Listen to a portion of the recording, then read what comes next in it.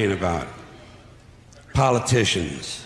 Everybody complains about politicians. Everybody says they suck. Yeah!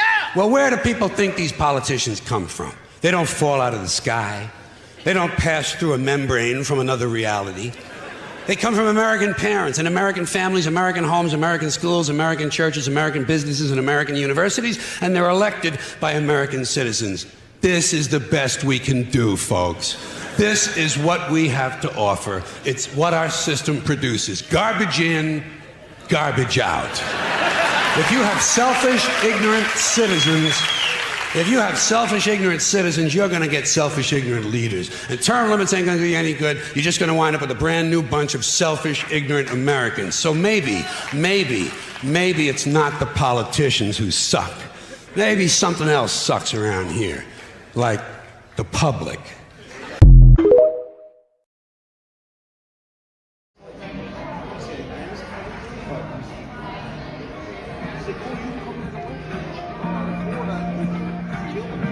Question for capitalists. Where does the profit come from? Because you see, if everyone were getting paid exactly what they were worth, and like if we paid for all the materials exactly how much they were worth, then how would you generate profit? Would it be by overcharging the customer? No, you can't do that, because then you're not going to do well in the market, because then you're not the cheapest one there, so then the customer is going to go somewhere else. So you can't raise your prices, so that means that you have to cut down cost, right? But you can't cut down on what someone is charging you for the literal materials, because they're the literal materials. You can't, I mean, you could change the materials, make cheaper stuff, sure, but if you want to keep the high quality, then you can't change the materials. So what other cost do we have under capitalism that is malleable to the person at the tippy top, the one person or the board, deciding what that cost is? Which one is it? Oh, right, it's labor. Yeah, thank you. Really made up paper money, gave it a value and said its value was based on a metal which also has a made up value, and then convinced everyone again that those made up values are consistently decreasing, that they will determine whether or not your child can eat. Oh my God, human innovation is so fulfilling. Bought baby formula this morning and the theft alarm went off on my way out. As the cashier deactivated, she said formula is one of the most stolen items. So peep game. In one of the wealthiest countries in the world, people are forced to steal to feed babies. I cried in my car. We live in a dehumanizing economic system that places a monetary value on how we deploy survival skills to feed ourselves. Now listen to Orlando Brown make these magnificent points. Making us pay for water, you son of a...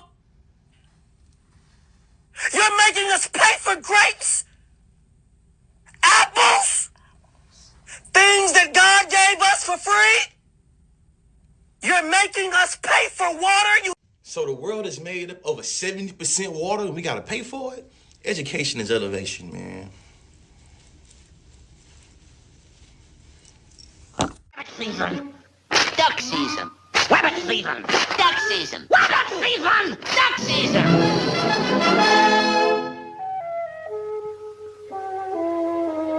Uh-oh.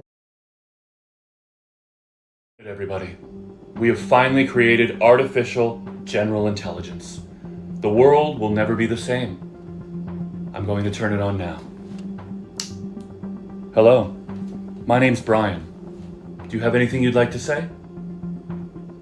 I've come up with a plan to distribute excess wealth so everyone will be comfortable and they won't have to work as much. What? Would you like to see it? No, I don't think we need to see that. Why do you have billions of dollars when others are starving? Can't you feed them with your money? It's all in stocks. Everyone knows it's all in stocks. You can't just get it. By my calculations, there are enough homes for everyone. Yet you are choosing not to house people.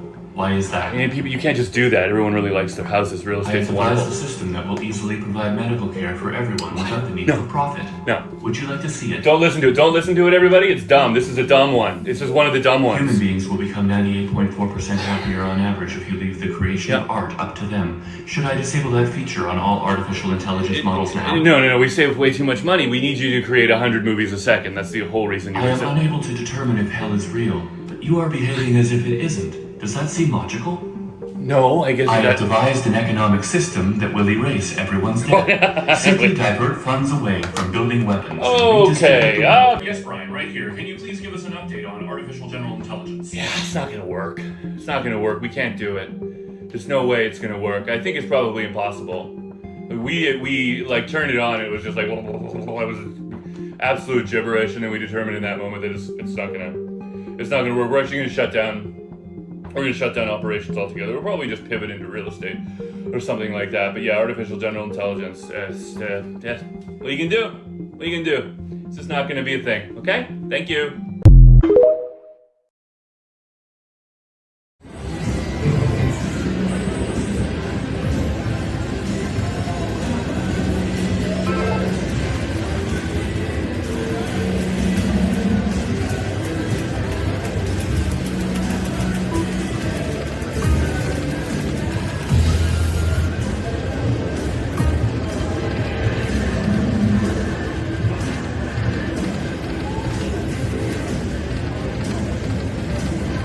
Look at it. Somebody owns that mountain.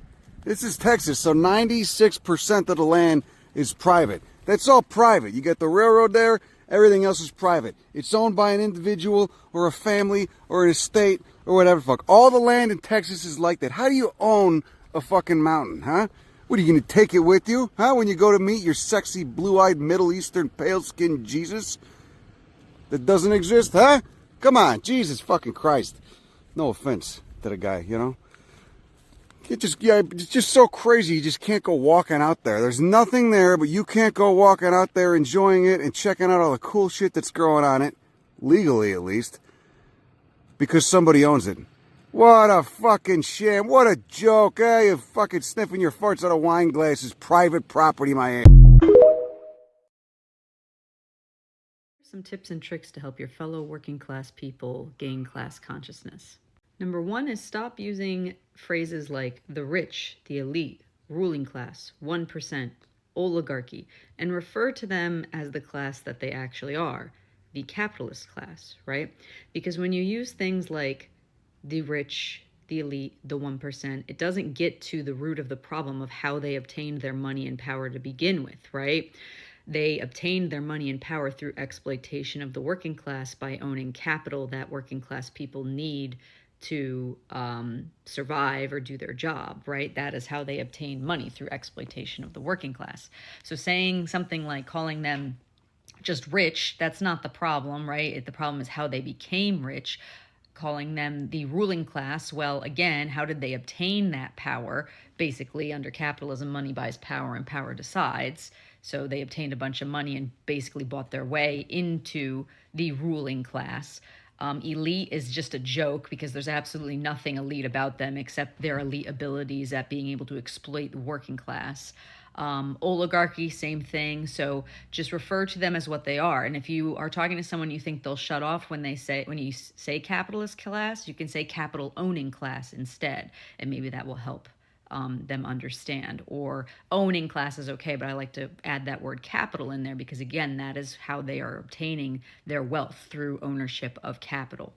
Second is how you refer to the middle class, okay? So the majority of people refer to the middle class, or what most people see as a middle class person, is somebody who's truly just a higher wage working class person, right? So if you just make your money through your labor, you're just paid a nice salary, people consider that middle class, right? But that's not what's important to determine your class, not how much money you have. What's important is how were you able to obtain the money to begin with, right?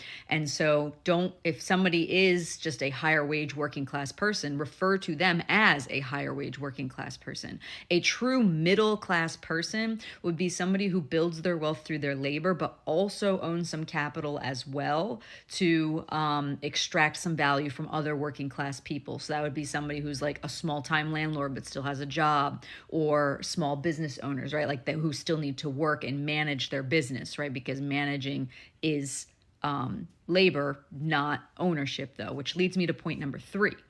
And I'll end with this one. Point number 3, stop conflating owning something with managing something, okay? One of the two is labor. The management is, right? Actually managing something, like take a landlord, for example. If you are managing the property, that is labor, okay? But ownership is different. And how can you tell?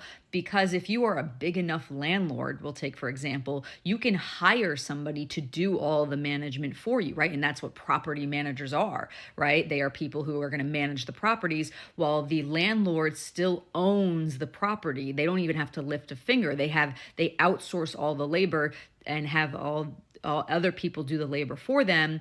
And then they still get to pocket all the money just through ownership of the property. Okay, so stop conflating managing with ownership. So there you go. There's 3 quick tips to help you spread class consciousness to your fellow working class people, because at the end of the day, the working class is never going to unite against the class that is exploiting them until they understand who is exploiting them and how they're able to do it.